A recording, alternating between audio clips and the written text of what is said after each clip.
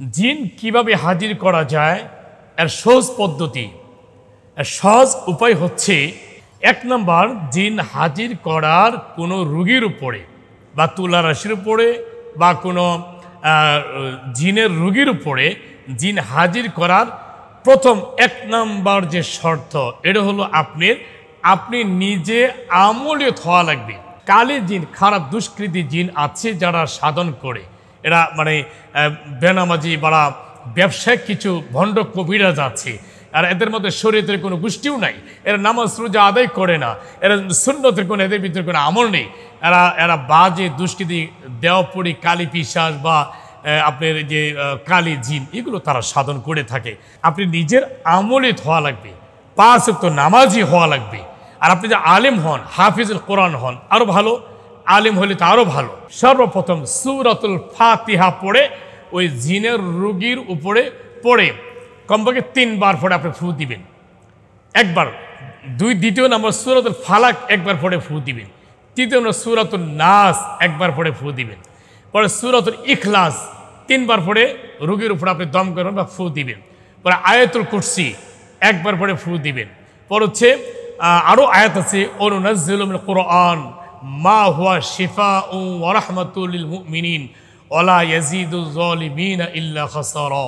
এটা সূরাতুল বনী ইসরাঈলের ভিতরে একটা রয়েছে, একটা 3 বার পড়ে ওই জিনের রোগীর উপরে আপনি ফু দিবেন। পর সূরাতুল জিনের প্রথম 5টি আয়াত পড়ে একবার, প্রথম 5টি আয়াত একসাথে পড়ে একবার ফু দিবেন। আবার 5 বার, আবার 5টি আয়াত দ্বিতীয়বার আবার পড়ে আবার ফু দিবেন। আবার এই জিনের প্রথম 5টি আয়াত পড়ে তৃতীয়বার আবার দম করবেন। ওই জিনের রোগী যদি জিনের রোগী হয়, অবশ্যই ইনশাআল্লাহ এই কোরআনের শক্তিতে এবং আপনার আমলের শক্তিতে, কারণ আপনার ভিতরে আল্লাহর হুকুম রয়েছে, নবী পাকের সুন্নতের আমল রয়েছে, এই শক্তিতে এবং কোরআনের শক্তিতে ওই রোগীর উপরে জিন হাজির হবেই ইনশাআল্লাহ। কিন্তু শর্ত কিন্তু আপনি জানতে পারলেন, আপনার আমলিত হওয়া লাগবে।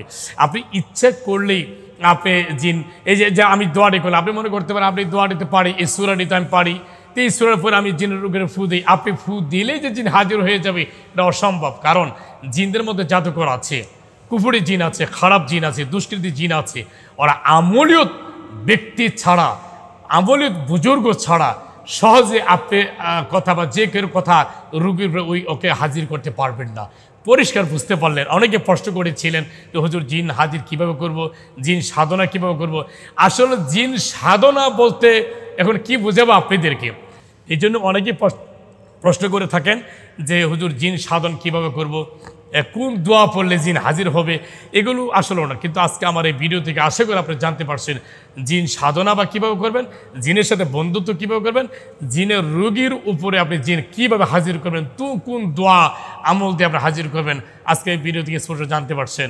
আল্লাহ পাক আমাদের সকলকে হালাল পন্থায় শরীর সম্মতভাবে, কোনো ভণ্ডামির নিয়তে না, টাকা ইনকামের নিয়তে না, হ্যাঁ, আল্লাহ পাক যেন সহিভাবে যেন এই আমলটি আমাদের যারা করার ইচ্ছে পোষণ করছেন সকল যেন এই আমলটি করার আল্লাহ পাক আমাদের সকলকে তৌফিক এনায়েত করুন। আমিন।